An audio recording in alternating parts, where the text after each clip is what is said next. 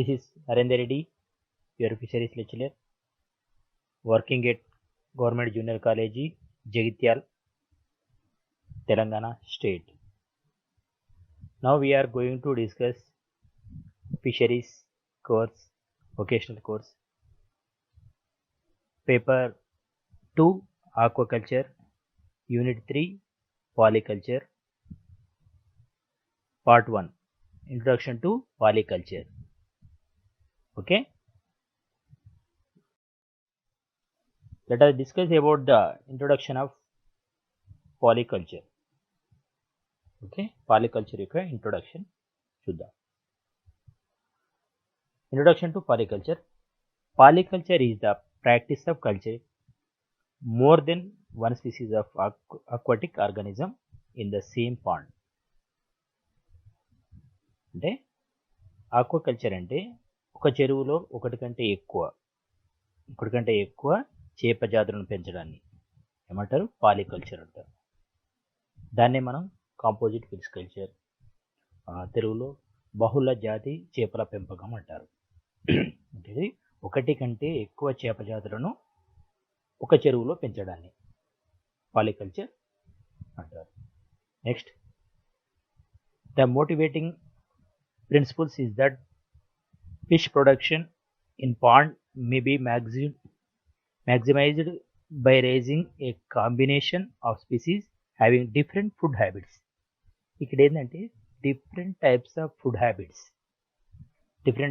Food హ్యాబిట్స్ను కలిగి ఉన్నటువంటి, అంటే విభిన్న ఆహారపు అలవాట్లను కలిగి ఉన్న చేప జాతులను పెంచడం. మ్యాక్సిమైజ్ అంటే అధిక ఉత్పత్తిని సాధించడం.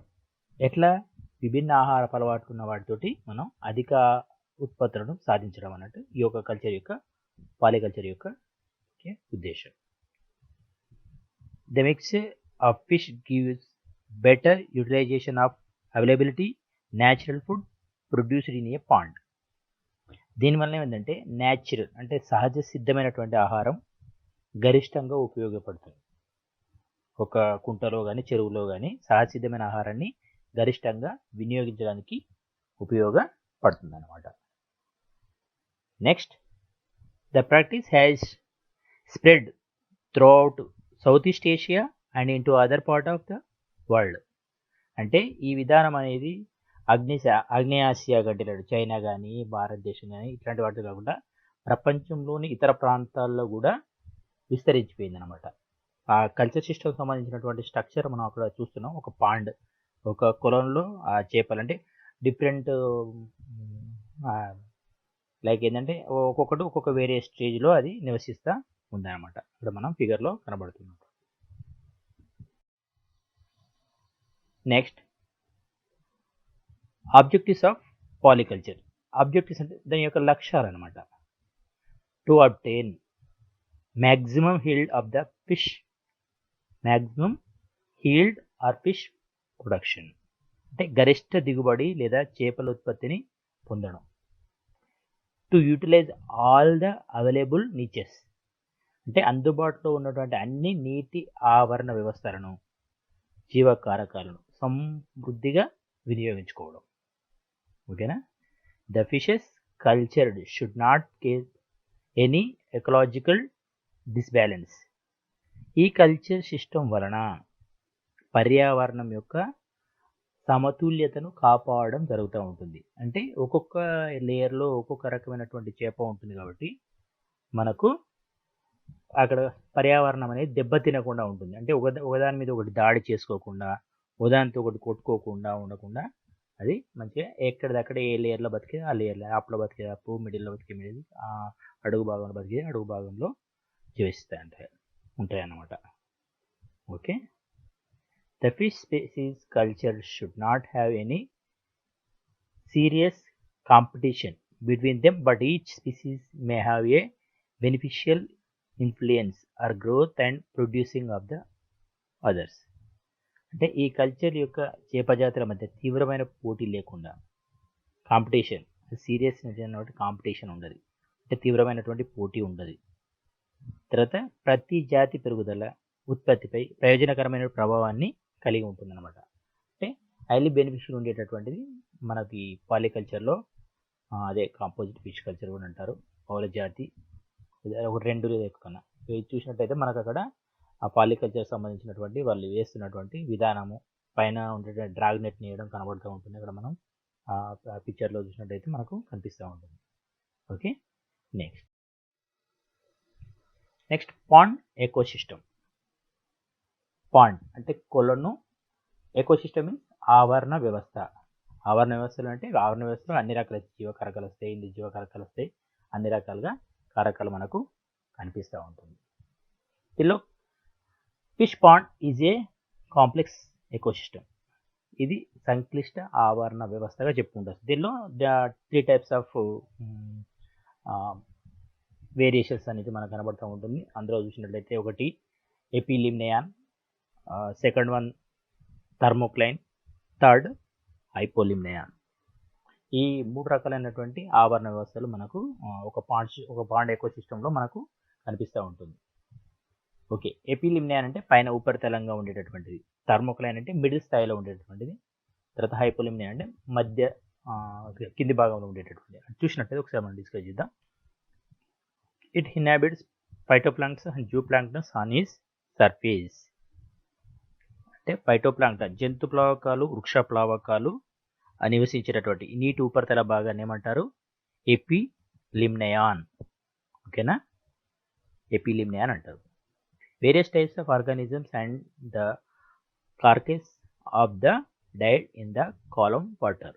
థర్మోక్లైన్ అంటే చెరువు లేదా కొలంలోని మధ్య తలంలో జంతు ప్లావకాలు, వృక్ష మృత కళేబరాలు లభిస్తాయి.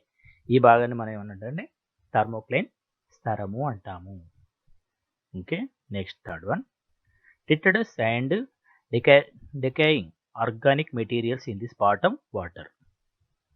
అంటే చెరువు లేదా కుంటలో అడుగు భాగంలో క్షీణిస్తున్న వృక్ష జంతు ప్లవకాలు ఉంటాయి. ఈ అడుగు భాగాన్ని ఏమంటారంటే మనం హైపోలిమ్నియాన్ అంటారు. The 3 types of layers present in pond. 1 epilimnion, thermocline, hypolimnion.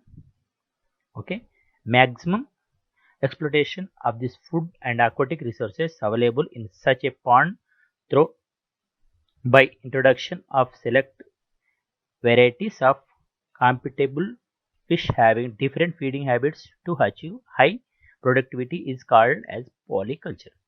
Polyculture అంటే ఇప్పుడు మన డెఫినేషన్ చెప్తున్నాడు ఇక్కడ.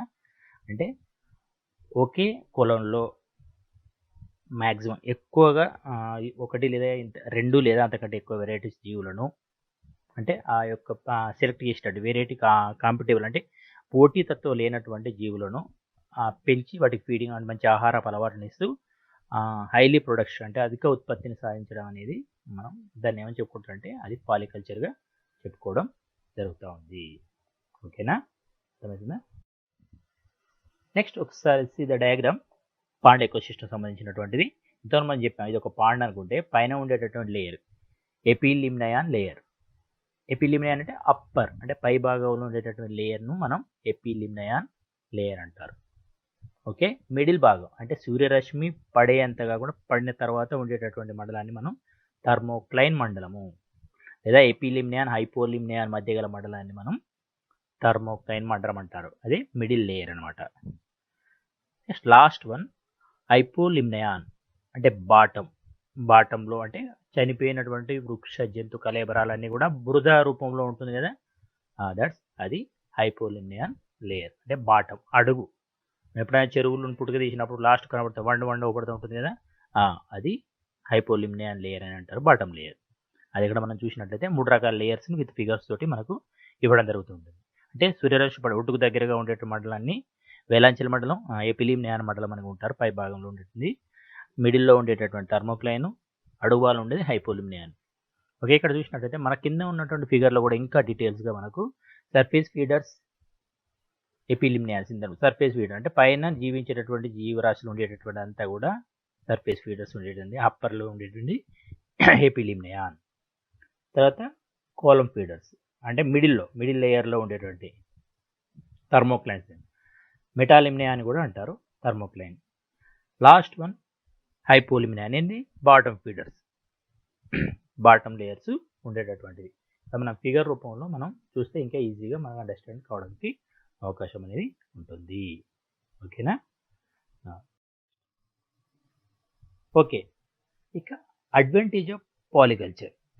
అడ్వాంటేజ్ ఏంది, వాటి యొక్క ఉపయోగాలు ఏంటి పాలికల్చర్ చేయడం వలన, పాలికల్చర్ ద్వారా పెంచడం అంటే ఈ టైప్స్ ఆఫ్ కల్చర్స్ ఏ విధంగా ఉంటాయంటే different types of culture systems మనకు కనబడుతూ ఉంటుంది. అందులో మనం చూసినట్లయితే మోనోకల్చర్ ఒకటి, తర్వాత పాలికల్చర్. ఓకేనా? పాలికల్చర్. ఇంకా చూసినట్లయితే కేజ్ కల్చర్, పెయిన్ కల్చర్, అట్లా అంటే డిఫరెంట్ టైప్స్ ఆఫ్ పాండ్స్ మనకు పెంచే విధానాల్లో మనకు కనబడేటువంటి రకాలుగా ఇవి చెప్పుకోవచ్చు. Monoculture, polyculture, cage culture, pen culture, different టైప్లో మనం పెంచడం జరుగుతూ ఉంటుంది. అందులో చూసినట్లయితే మోనోకల్చర్ అంటే ఒక చెరువులో ఒకే రకమైన, మోనో అంటే వన్ స్పీసీస్, ఓన్లీ వన్, ఒకే చేప, ఒకే రకానికి చెందినటువంటి చేపలు ఆ చెరువులో కట్ల వేస్తున్నామంటే కట్ల మాత్రమే వేయాలి. ఇంకా వేరే ఎలాంటి జీవి, ఎలాంటి ఫిష్ కానీ ప్రాన్ కానీ ఏది ఉండకూడదు.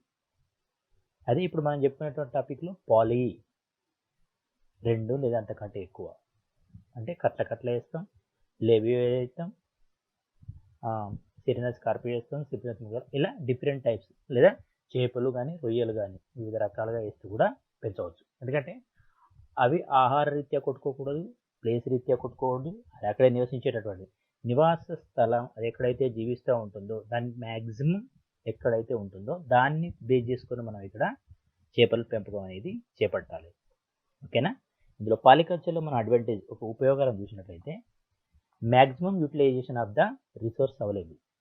అంటే ఇక్కడ మ్యాక్సిమం అంటే గరిష్ట స్థాయిలో వినియోగించుకుంటుంది. ఏంటిది? సహజ వనరులను గరిష్ట స్థాయిలో ఉపయోగించుకోవడం. అంటే అది కుంటే కావచ్చు, చెరువే కావచ్చు, నదులే కావచ్చు, సరస్సులే కావచ్చు, సముద్రాలే కావచ్చు, ఎక్కడైతే పెంచుతున్నామో ఆ పెంచేటటువంటి దానిలో మ్యాక్సిమం యూటిలైజేషన్ చేసుకుంటుంది. ఓకేనా? ఈ పెంచేటటువంటి క్రమాల్లో కుంటలో కావచ్చు, చెరువులో కావచ్చు, నదుల్లో కావచ్చు, వాట్ ఎవర్ రిజర్వాయర్ ఎక్కడైనా కావచ్చు, అక్కడ maximum utilization of the resource available, అందుబాటులో ఉన్న జలవనరులను గరిష్టంగా వినియోగించుకోవచ్చు. ఓకేనా? Next, as the productivity and yield are more profitable from such a culture as highly encouraging. ఓకేనా? Highly encouraging. ఇక్కడ ఏంటిది అంటే ఉత్పాదకత మరియు దిగుబడి ఎక్కువ కావున ఏమంటుంది, అధిక లాభదాయకమైనటువంటి విధానం అని చెప్తున్నారు ఇక్కడ. Productivity and yield are more. ఓకేనా? హైలీ ఎంకరేజింగ్, అందుకే దీన్ని ఎక్కువగా మనం ఉపయోగిస్తూ ఉన్నాం. Next, intensive polyculture of fish is fully controlled by a farmer. ఇక్కడ చూడాల్సినటువంటి మెయిన్ యూజ్ ఏంటంటే ఇది పూర్తిగా ఆ ఫార్మర్ అంటే ఆ ఫిషర్ మెయిన్, అక్కడ ఎవరైతే ఆ ఫార్మర్ మెయింటైన్ చేస్తున్నారో వాళ్ళ యొక్క ఫుల్గా వాళ్ళే నియంత్రించబడేటటువంటిగా ఉంటుంది. ఇంటెన్సివ్, మనం ఎప్పుడన్నా పేషెంట్ ఇంటెన్సివ్లో పెట్టిరు అంటే కొద్దిగా సీరియస్గా ఉన్నకంటే ఇంటెన్సివ్ కేర్లో పెట్టిరు అని అంటే అతన్ని జాగ్రత్తగా అబ్జర్వ్ చేయడం అంటే ఆహారం తీసుకుంటుందా లేదా, ఏమైనా వ్యాధులు వస్తున్నాయా లేవా, ఇవన్నీ కూడా మనం అబ్జర్వ్ చేయడం అనేది ఇంటెన్సివ్లో కనబడుతుంది. ఇంటెన్సివ్ పాలికల్చర్లో ఇక్కడ కంట్రోల్ ఎవరి దగ్గర ఉంటుంది, ఫార్మర్ దగ్గర, నియంత్రణ అనేది ఫార్మర్ చేతిలో ఉంటుంది. Next, more fish can be cultivated and production for the short places. ఇక్కడ ఏంటంటే షార్ట్ ప్లేసెస్, తక్కువ స్థలాలలో ఎక్కువ ప్రొడక్షన్, కల్టివేట్ పెంచడం అంటే ఎక్కువ చేపలను పెంచడం అనొచ్చు. ఓకేనా? తక్కువ ప్లేస్లో ఎక్కువ చేపలను పెంచడం అనేది ఈ యొక్క పాలికల్చర్ ద్వారా మాత్రమే సాధ్యం. ఓకేనా? తర్వాత, క్రియేట్స్ మెనీ ఎంప్లాయ్మెంట్ ఆపర్చునిటీస్. దీనివలన ఎంప్లాయ్మెంట్, ఉపాధి అవకాశాలను కూడా మనం క్రియేట్ చేయవచ్చు, కల్పించవచ్చు అనమాట. అడ్వాంటేజ్ ఏమున్నాయి? సహజ వనరులను గరిష్టంగా వినియోగించుకోవడం, ఉత్పాదకత దిగుబడి ఎక్కువ కాబట్టి లాభదాయకంగా ఉంటుంది, ఇది పూర్తిగా రైతులచే నియంత్రించబడుతుంది, తక్కువ స్థలాలలో ఎక్కువ చేపలను పెంచవచ్చు, అనేక ఉపాధి అవకాశాలను కల్పించవచ్చు. ఓకే, ఇదే మనం నెక్స్ట్ ఫిగర్ రూపంలో చూద్దాం. Advantage of polyculture. ఒకటి, ఇంక్రీజ్ ఇక్కడ అడ్వాంటేజ్ ఆఫ్ పాలికల్చర్లో మనం చూసినట్లయితే ఆ 4 టైప్స్లో మనకు దాని యొక్క ఫీడింగ్ అనేది వస్తుంది, యూజెస్ అనేది వస్తుంది అనేది ఇక్కడ ఫిగర్ రూపంలో చూపిస్తుంది. Increase production. ఇంక్రీజ్ ప్రొడక్షన్ అంటే తక్కువ స్థలంలో ఎక్కువ పెంచుతున్నాం కాబట్టి ప్రొడక్షన్ అనేది ఎక్కువ అవుతుంది, ఉత్పాదకత దిగుబడి అనేది అధికంగా అవుతుంది. ఒకటి. Natural resources utilized. Second one అంటే సహజ వనరులను గరిష్టంగా ఉపయోగించుకోవడం మనం దీని ద్వారా మాత్రమే సాధ్యమవుతుంది. నెక్స్ట్ ఎంప్లాయ్మెంట్ ఆపర్చునిటీస్, ఉపాధి అవకాశాలను కల్పించడం. Last one controlling is in hands of farmers, అంటే రైతుల చేతిలో నియంత్రణ. ఇంతవరకు చెప్పినటువంటి దాన్ని పట్టిక రూపంలో ఇక్కడ మనం ఫిగర్ రూపంలో ఇచ్చినాం. అడ్వాంటేజ్ ఏ విధంగా అవుతుందంటే ఒక ఎంప్లాయ్మెంట్, ఒక ఉపాధి అవకాశం కల్పించడం ద్వారా ఒక రైతులు నియంత్రిస్తారు కాబట్టి, సహజ వనరులను గరిష్టంగా ఉపయోగించుకుంటారు కాబట్టి, అధిక ఉత్పాదకతను దిగుబడిని సాధిస్తారు కాబట్టి. కానీ ఈ 4 టైప్స్ ఆఫ్ మనకు కనబడుతూ ఉంటుంది. Increase production, employment opportunity, natural resources utilization, controlling in hands of farmers. ఓకేనా. Next management principles for polyculture. అంటే పాలికల్చర్లో మేనేజ్మెంట్ చేసినప్పుడు అంటే నిర్వహణ చేసినప్పుడు పాటించవలసిన ప్రిన్సిపల్ సూత్రాలు. పాలికల్చర్ నిర్వహణలో సూత్రాలు మనం చూసినట్లయితే fishes selected must be highly compatible with different feeding habits. ఇంతవరకు చెప్పినటువంటి ఎంపిక చేసుకున్నటువంటి చేపల యొక్క ఆహార అలవాట్లను వేరువేరుగా ఉండాలి. డిఫరెంట్ ఫీడింగ్ హ్యాబిట్స్ అని చెప్పాం, అంటే వేరువేరుగా ఉండాలి. ఉపరితలంలో ఆహారం తీసుకుంటూ ఉపరితల ఆహారాన్ని తీసుకోవాలి, అది లోపలికి పోయి తీసుకోవడానికి ప్రయత్నం చేయొద్దు. లోపలికి పోయి తీసుకున్నారంటే అక్కడ ఒక రకమైన చేపను వేస్తూ ఉంటాం కాబట్టి దీనికి మధ్యలో పోటీ పెరగడం, కొట్టుకోవడం, తర్వాత రాకపోవడం, తర్వాత గాయాలు కావడం ఇలాంటివి చనిపోతాయి. కాబట్టి మనం మెయిన్గా నిర్వహించేటప్పుడు ఫస్ట్ తెలుసుకోవాల్సిన సూత్రం ఏంటంటే ఎంపిక చేసేటప్పుడు అది ఏ యొక్క లేయర్లో అది జీవిస్తుంది, ఏ లేయర్లో ఉండేటువంటి ఆహార పదార్థం తీసుకుంటుంది అనే విషయాన్ని మనం అబ్జర్వ్ చేసిన తర్వాతనే ఈ యొక్క పాలికల్చర్ను మనం మొదలుపెట్టాలి. ఓకేనా. ఇందులో ఎంపిక చేసుకున్న చేప ఆహార అలవాట్లను వేరువేరుగా ఉండేటట్టు చూడాలి ఒకటి. తర్వాత knowledge about the availability of natural feed and supplementary feed to be provided for achieving high yield is very much essential. ఇక్కడ మనం చూసినట్లయితే అధిక దిగుబడి సాధించడానికి సహజ ఆహారాన్ని, కృత్రిమ ఆహారాన్ని లభ్యత గురించి మనకు పరిజ్ఞానం అనేది ఉండాలి. అంటే దేనికి ఏ ఆహారం వేయాలి, ఎంత వేయాలి, అధిక దిగుబడి రావాలి, తక్కువ స్థలంలో ఎక్కువ మన ఫీల్డింగ్ తీయాలి, ఎక్కువగా ఉత్పాదకతను తీయాలి అని అన్నప్పుడు మనం సహజ సిద్ధమైన ఆహారాన్ని, కృత్రిమ ఆహారాన్ని రెండింటినీ కూడా మనం ఎంత వేయాలి అనే అనుభవం అనేది ఉంటేనే ఈ ఫీల్డ్ అనేది సక్సెస్ అవుతుంది, లేదంటే అది ఫెయిల్ అవుతుంది. ఇక్కడ ఇంగ్రీడియంట్స్ చూస్తే ఇక్కడ మన భారతదేశపు మేజర్ కార్పులు ఏమైనటువంటి కట్ల, రోహు, మృగాల. అంటే ఇందులో సర్ఫేస్లో అంటే పైన తేలియాడుతూ ఉండేటువంటి ఆహార పదార్థాలు అంటే ఆ జూప్లాంక్టాన్స్ను, ఫైటోప్లాంక్టాన్స్ ఆహారంగా తీసుకునేటువంటి ఏంటిది అనేదాన్ని ఒక ఫిగర్ రూపంలో ఇవ్వడం జరిగింది. అక్కడ చూసినట్లయితే అక్కడ సర్ఫేస్ ఫీడర్ అంటే ఉపరితల ఆహారాన్ని సేకరించేటటువంటిది కట్ల అనేటటువంటి కట్ల, అది ఉపరితల ఆహారాన్ని మాత్రమే సేకరించింది, అంటే లోపలికి వెళ్ళదు అది. ఓకేనా. అంటే ఎప్పుడు వెలుతురు ఉండేటటువంటి పరిస్థితుల్లోనే ఉంటుంది, అది లోపలికి వెళ్ళడం అనేది జరగదు. అంటే అక్కడ ఉన్నటువంటి జూప్లాంక్టాన్స్ ఆహారంగా తీసుకుంటుంది. నెక్స్ట్ చూసినట్లయితే లెబియో రోహిట, తర్వాత రోహు, ఇక్కడ కాలమ్ ఫీడర్స్ మిడిల్ స్థాయిలో ఇంతకు చెప్పినటువంటి థర్మోక్లైన్ భాగంలో మాత్రమే ఉంటుంది. అటు పైన ఎండ ఉండేటటువంటి అంటే నీటి వేడి స్వచ్ఛతను తలగకుండా కింద పూర్తిగా చీకటి ఉన్న ప్రదేశానికి వెళ్ళకుండా మిడిల్ స్థాయిలో ఉండేటటువంటి పెరగడం అనేది లెబియో రోహిటలో మనం చూస్తూ ఉంటాం. తర్వాత ఆమ్నివోర్స్. నెక్స్ట్ చూసినట్లయితే సిరేనస్ మృగాల అనేది బాటమ్ ఫీడర్స్, చనిపోయినటువంటి మృత కళేబరాల జంతు వృక్ష సంబంధిత కళేబరాలను రిట్రీవర్స్ అనమాట ఆహార పదార్థాలు మాత్రమే తీసుకుంటుంది. అక్కడ యూటిలైజ్ చేసుకున్నట్టు ఏంటంటే అన్ని రకాల 3 లేయర్స్లో ఉన్నటువంటి ఆహార పదార్థాలను వినియోగించుకుంటూ మనం ఇక్కడ మేజర్ కార్ప్ను చేయొచ్చు. తర్వాత ఇక్కడ చూసినట్టు ఎగ్జోటిక్ ఉంది. నెక్స్ట్ పక్కకు చూడండి, అది ఎగ్జోటిక్ అంటే ఏంటిది, విదేశీ చేపలు. అంటే విదేశాల నుంచి తీసుకొచ్చి మన వాతావరణంలో పెరిగేటటువంటి చేపలను మనం ఎగ్జోటిక్ ఫిష్ అంటారు. అందులో చూసినట్లయితే మనకు సిల్వర్ కార్ప్ యొక్క సైంటిఫిక్ నేమ్ అక్కడ ఇచ్చారు, హైపోప్టాల్మిక్టిస్ మెలిట్రిక్స్. ఇది సర్ఫేస్ ఫీడర్, సేమ్ ఉపరితల ఆహారాన్ని తీసుకుంటూ పెరుగుతుంది అన్నమాట. నెక్స్ట్ ఇదే అంటే ఫైటోప్లాంక్టన్స్. అంటే ఇంతవరకు జూప్లాంక్టన్ పైన ఉపరితలం ఉండేటువంటి ఆహారాన్ని ఏదైనా కూడా తీసుకోవడం జరుగుతుంది. నెక్స్ట్ చూసినట్లయితే మనకు గ్రాస్ కార్ప్, గడ్డి చేప. దీని యొక్క శాస్త్రీయ నామం, సైంటిఫిక్ నేమ్ చూసినట్లయితే టీనోఫరెంగడెల్లా ఐడెల్లా. ఇది మనకి ఏమవుతుంది, బాటం అదే మిడిల్ స్టేజ్లో ఉండేటటువంటిది కాలం ఫీడర్స్ను అది ఆహారంగా తీసుకుంటుంది అనమాట. ఓకేనా. Next last one common carp, Cyprinus carpio. ఇది బాటమ్ ఫీడర్, అడుగులో ఉన్నటువంటి ఆహార పదార్థాలను అమ్నివోస్ ఆహారంగా తీసుకుంటుంది అనమాట. ఇక్కడ మనకు ఇండియన్ మేజర్ కార్పులను ఎగ్జాంపుల్గా తీసుకొని కట్ల, లెబియోరోయిటా, సిరినస్ మృగాల. తర్వాత విదేశీ చేపలు, విదేశీయాల నుండి తీసుకొచ్చి ఇక్కడ మన జిల్లాలో పెంచేటువంటి చేపలను చూసినట్లయితే silver carp, grass carp, common carp example మనకు కనబడుతూ ఉంటుంది. ఏదేది ఇక్కడ ఏ లేయర్లో నివసిస్తుంది అనేది మనకు అక్కడ సర్ఫేస్ ఫీడర్, కాలం ఫీడర్, బాటమ్ ఫీడర్. ఓకేనా. ఈ రెండు ఎగ్జాంపుల్స్ మన చేపలను గుర్తుపెట్టుకుంటే పాలికల్చర్లో చాలా ఈజీగా మనం పాలికల్చర్ ద్వారా అధిక లాభాలను ఆశించవచ్చు. Next market demand and natural values are also be taken into consideration. ఇక్కడ మనం చూసుకోవాల్సింది ఇంకోటి కూడా, పోషక విలువలు మరియు మార్కెట్ డిమాండ్ కలిగినటువంటి చేపలనే పెంచాలి.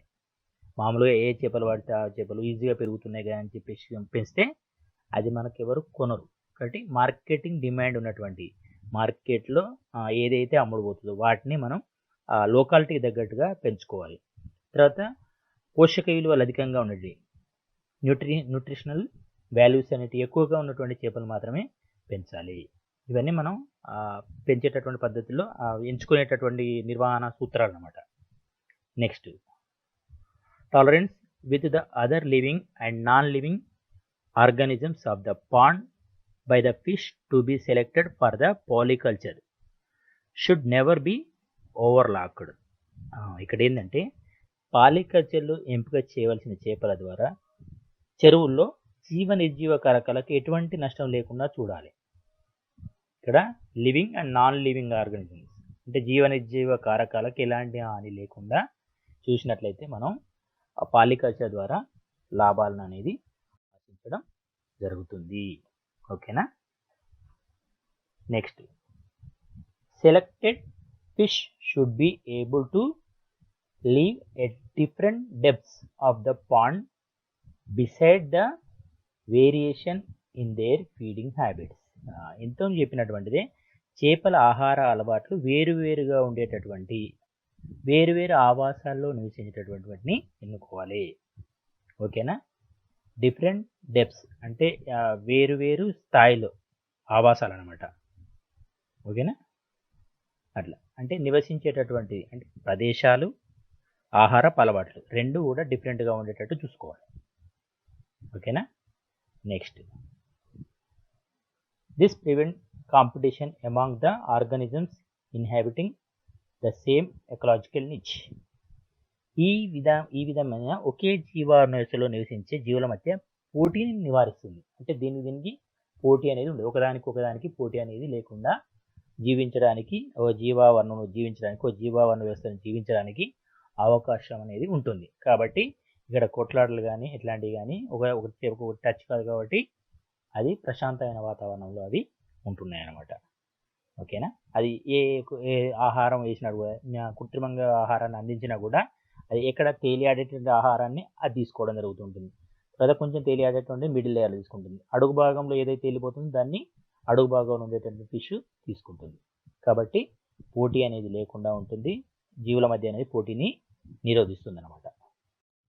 Next information about the physical chemical factors influencing the growth of the fish should be known to the concerned farmer.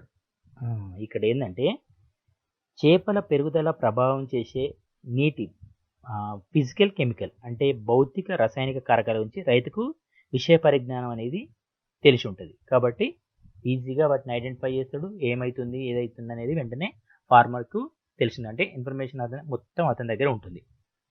దానిలో చేపల పెరుగుదల ప్రభావితం చేసేటువంటి నీటి భౌతిక రసాయనిక కారకాల గురించి రైతుకు విషయ పరిజ్ఞానం అనేది పూర్తి స్థాయిలో తెలిసి ఉంటుంది. Next Stocking density of this fish fry and the fingerlings to be introduced into a pond of one must decided carefully. ఓకేనా, ఇక్కడ చూసినట్లయితే చేపల దశలైనటువంటి ఫ్రై, ఫింగర్లింగ్స్ దశలను తగు సాంద్రతలో మాత్రమే చెరువులో ప్రవేశపెట్టేటట్లుగా చూస్తూ ఉంటారు. ఓకేనా, రైట్. ఇక్కడ ఏంటంటే fry stage, fry or fingerling అంటే ఏలు పుడుతూ ఉండేటటువంటి వాటిని ఫ్రైలు. ఇక్కడ మనం ఇవన్నీ కూడా మనకి ఏంటిది, ఇది పాలికల్చర్ యొక్క విధానంలో మనం తెలుసుకునేటువంటి అది. నెక్స్ట్ ఇందులో చూసినట్లయితే ఇంకా మనకు అడ్వాంటేజ్, డిసడ్వాంటేజ్లు కొన్ని చూసినట్లయితే మనకు పూర్తి స్థాయిలో ఒక బహుళ జాతి చేపల పెంపకం చేపడుతున్నాం అంటే ఈ పాలికల్చర్ చేపడుతున్నాం అంటే ముఖ్యంగా యాజమాన్య పద్ధతులు అవి తెలుసుకోవాల్సి ఉంటుంది. అందులో చూసినట్లయితే మెయిన్గా వేసేటటువంటి విధానంలో ఫింగర్లింగ్స్ ఒక హెక్టార్కి 5 నుంచి 10,000 వరకు, రొయ్య పిల్లలు అయితే 15,000 నుంచి 2,000 వరకు ప్రవేశపెట్టడం, అనుబంధ ఆహారాన్ని సమర్థవంతంగా వినియోగించుకోలేయడం, త్వరితగతిన దేహ బరువు పెరిగే జాతులను మనం అది చేసుకోవాలి. ఒక ఏడాదిలో వచ్చేటటువంటి అదే 2-3 ఏళ్ళు వేడి చేసినట్లయితే మనకు దానా ఖర్చులు అన్ని ఖర్చులు కూడా వేస్ట్ అయిపోతాయి. ఓకేనా, అట్లా. నెక్స్ట్ చూసినట్లయితే చెరువులో వేసేటప్పుడు అంటే stocking, pre stocking, post stocking అనే 3 రకాల పద్ధతులు మనందరికీ ఐడియా ఉంటుంది. అంటే స్టాకింగ్, ప్రీ స్టాకింగ్ అంటే చేపలను వేసే ముందు చేయాల్సిన కార్యక్రమం అంటే చెరువును సిద్ధం చేసుకోవడం, అది దున్నడము, అదే కల్టివేట్ ఎండబెట్టడం, కల్టివేట్ చేయడం, దానిలో సున్నం చల్లడం, తర్వాత వృక్ష జంతువుల అభివృద్ధి కోసం ఎరువులను వేయడం, ఇవన్నీ కూడా ప్రీ స్టాకింగ్ కిందికి. తర్వాత స్టాకింగ్ అంటే పెంచేటటువంటి విధానం, పెంచడం అన్నట్టు. చేపలను తీసుకొచ్చి అందులో వేసినాక ఏ ఆహార పదార్థాలు వేయాలి, ఎప్పుడు వేయాలి, ఏ టైంకి వేయాలి అనే విషయాన్ని అక్కడ తెలియజేయడం జరుగుతుంది. తర్వాత పోస్ట్ స్టాకింగ్, చేపలను పెంచడం. తర్వాత పోస్ట్ స్టాకింగ్ అంటే అక్కడ హార్వెస్టింగ్, పట్టడము, తర్వాత వేరే వాళ్ళకి అమ్మడం, ఇలాంటివన్నీ కూడా పోస్ట్ స్టాకింగ్ కిందకి రావడం. ఈ 3 రకాలు ప్రతి దానిలో చూసినట్లయితే ఏ కేజ్ కల్చర్ చూసినా, పాలికల్చర్ చూసినా, మోనోకల్చర్ చూసినా, ఏ కల్చర్ చూసినా ఈ యొక్క 3 సిస్టమ్స్ అనేది మనకు కనబడుతూ ఉంటుంది.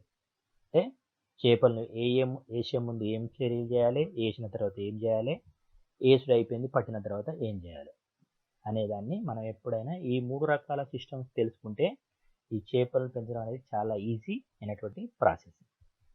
ఓకేనా, ఈ బహుళజాతి చేపల పెంపకం పాలికల్చర్లో. నెక్స్ట్ వర్క్షీట్ అసైన్మెంట్ అనమాట. ఇక్కడ డిఫైన్ పాలికల్చర్. పాలికల్చర్ అంటే ఏంటి? ఇవాళ దాకా ఏం తెలుసుకున్నాం? పాలికల్చర్ అంటే ఏమని చెప్పుకున్నాం? 2 లేదా అంతకంటే ఎక్కువ, ఓకేనా, 2 లేదా అంతకంటే ఎక్కువ జీవజాతులను ఒక కొలంలో పెంచడాన్ని ఏమంటారు? పాలికల్చర్. అంటే ఒక చేపల సంవర్ధనంలో చేపలు కానీ రొయ్యలు కానీ 2 లేదా అంతకంటే ఎక్కువ జాతులను పెంచడాన్ని మనం పాలికల్చర్గా చెప్పుకుంటాం అనమాట. ఓకేనా, దీన్ని ఏమంటారు? పాలికల్చర్. తర్వాత బహుళ జాతి చేపల పెంపకము.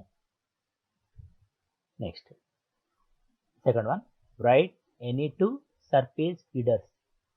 Surface feeder fish. Surface feeders అని ఏం చెప్పామంటే నీటి ఉపరితలం మీద ఆహారాన్ని తీసుకునేటటువంటి చేపలు. ఇంతవరకు మనం ఫిగర్లో చెప్పడం జరిగింది. ఏది పైన ఉండేటువంటి ఆహారాన్ని తీసుకునేటటువంటిది చెప్పాం. ఒకటి మేజర్ కార్ప్ చేపలు అని చెప్పేసి ఇంగ్రీడియంట్స్లో చెప్పాం. తర్వాత ఎగ్జోటిక్ ఫిష్, విదేశీ కార్ప్ చేపల్లో చెప్పడం జరిగింది. ఒక్కసారి మనం ఆ రివిజన్ బయటికి వెళ్ళిందంటే అవి 2 కనబడుతుంటుంది. ఒకటి కట్ల, ఒకటి సిల్వర్ కార్ప్. సిల్వర్ కార్ప్ శాస్త్రనామం హైపోప్థాల్మిక్టిస్ మెలిట్రిక్స్, కట్ల. ఓకేనా, ఈ 2 రకాలైనటువంటి చేపలు మనం సర్ఫేస్ ఫీడర్గా కనబడుతూ ఉంటుంది. Write the scientific name of silver carp and grass carp. Silver carp మరియు గ్రాస్ కార్ప్ యొక్క శాస్త్రీయ నామాలు. సిల్వర్ కార్ప్ మీన్స్ వెండి చేప. తెలుగులో మనం ఏమంటారు? వెండి చేప. దాన్ని ఏమంటారు? దాని యొక్క శాస్త్రీయ నామం చూసినట్టయితే హైపోప్థాల్మిక్టిస్ మెలిట్రిక్స్. ఓకే, తర్వాత గ్రాస్ కార్ప్ గడ్డి చేప. దాని యొక్క శాస్త్రీయ నామం చూసినట్టయితే టీనోఫరెంగెడాన్ ఐడెల్లా. అర్థమవుతుందా? టీనోఫరెంగెడాన్ ఐడెల్లా. ఇవి 2 సైంటిఫిక్ నేమ్. ఎప్పుడైనా కూడా సైంటిఫిక్ నేమ్స్ని మనం ఎక్కువగా గుర్తుపెట్టుకోవాలి. లోకల్ నేమ్, కామన్ నేమ్స్ అవసరం లేదు. వరల్డ్ వైడ్గా ఉండేది ఏంటంటే సైంటిఫిక్ నేమ్స్ మాత్రమే మనకు తెలుస్తూ ఉంటాయి. కాబట్టి సైంటిఫిక్ నేమ్ను మస్తుగా గుర్తుపెట్టుకోవాల్సి ఉంటుంది. ఓకేనా, తర్వాత explain the advantage of polyculture. Polyculture యొక్క లాభాలు, ప్రయోజనాలు. అడ్వాంటేజ్ మీన్స్ ప్రయోజనాలు. ఏముంటాయి ప్రయోజనాలు? ఎంతమంది క్లాస్ అంతా చెప్పుకున్నట్టు ఏంటిది? మెయిన్గా చెప్పుకోవాల్సింది ఏంటంటే కొలంలో అన్ని భాగాల్లో ఆహారం సమర్థవంతంగా గరిష్ట వినియోగించుకుంటుంది ఒకటి. పెంచబడే చేపల జాతుల ఆహారం కోసం కానీ పోటీ పడవన్నమాట. ఆహారం కోసం ఒకదానితో ఒకటి పోటీ పడవు, అంటే సర్దుకుపోయే గుణం అనేది ఎక్కువగా కనబడుతుంది వీటిలో. తర్వాత పెంపకానికి ఎంపిక చేయబడే జాతులు సాధారణ ప్రకృతి సిద్ధ సహజ ఆహారం, కృత్రిమ ఆహారం, సమకూర్చబడిన అదనపు ఆహారాన్ని గ్రహిస్తాయి. అంటే ఎలాంటి ఒకదాని మీద ఒకటి ఆధారపడి జీవించదు కాబట్టి అక్కడ అవి పూర్తి స్థాయిలో ఆరోగ్యంగా ఉంటాయి. తక్కువ విస్తీర్ణంలో మెయిన్ పాయింట్ ఏంటంటే తక్కువ విస్తీర్ణంలో అధిక ఉత్పత్తిని పొందవచ్చు. అంటే ప్లేస్ తక్కువగా ఉంటుంది, అక్కడ ఒక రకమైన చేపలు కాకుండా వివిధ ఆహారపు అలవాట్లు ఉన్న చేపలు వేస్తాం కాబట్టి అక్కడ తక్కువ విస్తీర్ణంలో ఎక్కువ ఉత్పత్తిని సాధిస్తాం. తర్వాత పెంపక జీవుల విత్తనాలు వేరు దశలు వాటి అంచనాలు వాటి ప్రవేశపెట్టే అవకాశం ఉంటుంది. ఓకేనా? పెంపక జీవులు స్వాభావిక సహజ సిద్ధమైన ఆహారంపై ఆధారపడి ఉంటుంది కాబట్టి నిర్వహణ ఖర్చు అనేది చాలా తక్కువగా ఉంటుంది. మెయిన్గా నిర్వహణ ఖర్చు అనేది చాలా తక్కువగా కనబడుతుంది. కాబట్టి ఇవన్నీ కూడా మనకు అడ్వాంటేజెస్గా మనం చెప్పుకోవచ్చు. ఈ వర్క్షీట్ను చేయండి, 1-2 సార్లు అది చూడండి. మెయిన్గా ఆ చేపలు ఏం పెంచుతున్నాం, ఈ పెంచడం వల్ల వచ్చేటటువంటి ప్రయోజనాలను ఇలాంటివి చూసినట్లయితే మనకు ఈజీగా ఈ యొక్క పాలికల్చర్ని మనం నిర్వహించవచ్చు అనమాట. Okay, thank you all of you.